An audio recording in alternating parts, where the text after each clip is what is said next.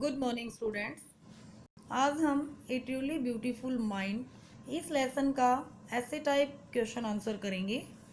Let's start. Discuss Albert Einstein as a genius scientist. Albert Einstein एक genius scientist के रूप में याद किए जाते हैं। एक जीनियस साइंटिस्ट है, इसके बारे में डिस्कस करो, वर्णन करो। Answer: in 1900 at the age of 21, 1900 में 21 साल की एज में Albert Einstein was a university graduate.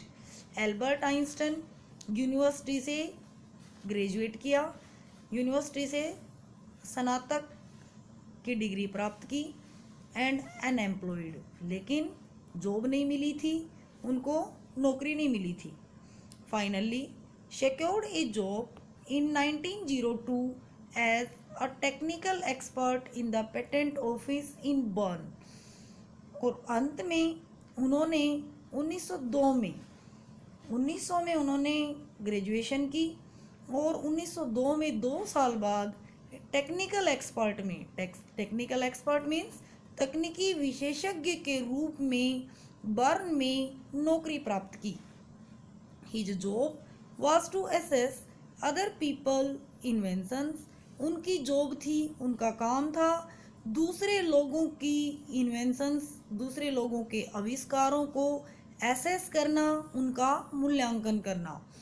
At this time he was developing his ideas in secret. इसी समय के दौरान उन्होंने अपने आइडियाज को सीक्रेटली, गुप्त रूप में विकसित किए। इन 1905, 1905 में ही published his one of the famous papers. उन्होंने अपने फेमस पेपर, पत्र को पब्लिश किया, को छपवाया। It was Einstein's special theory of relativity. ये थी आइंस्टीन की जो स्पेशल थ्योरी ऑफ रिलेटिविटी, ये इसका सिद्धांत था, according to which time and distance are not absolute. और इस थ्योरी ऑफ रिलेटिविटी के अकॉर्डिंग टाइम और डिस्टेंस, ये दोनों ही चीज़ों का किसी दूसरी चीज़ से कोई संबंध नहीं था। इन 1915, 1915 में Einstein published his journal theory of relativity. Einstein ने अपनी जर्नल, सामान्य जो थ्योरी है, सिद्धांत रिलेटिविटी का, उसको प्रस्तुत किया। Which provided a new interpretation of gravity. इसने ग्रेविटी को, गुरुत्व बल को, एक नई इंटरप्रिटेशन, एक नई व्याख्या प्रदान की। An eclipse of the sun in 1919 brought proof that it was accurate. 1919 में, 1919 में जो सन एक्लिप्स हुआ, एक्लिप्स ऑफ सन मीन्स सूर्य ग्रहण, एक्लिप्स ऑफ सन सूर्य ग्रहण, 1919 में जो सूर्य ग्रहण हुआ, उसने इस सिद्धांत को एक्यूरेट साबित कर दिया, बिल्कुल ठीक प्रमाणित कर दिया।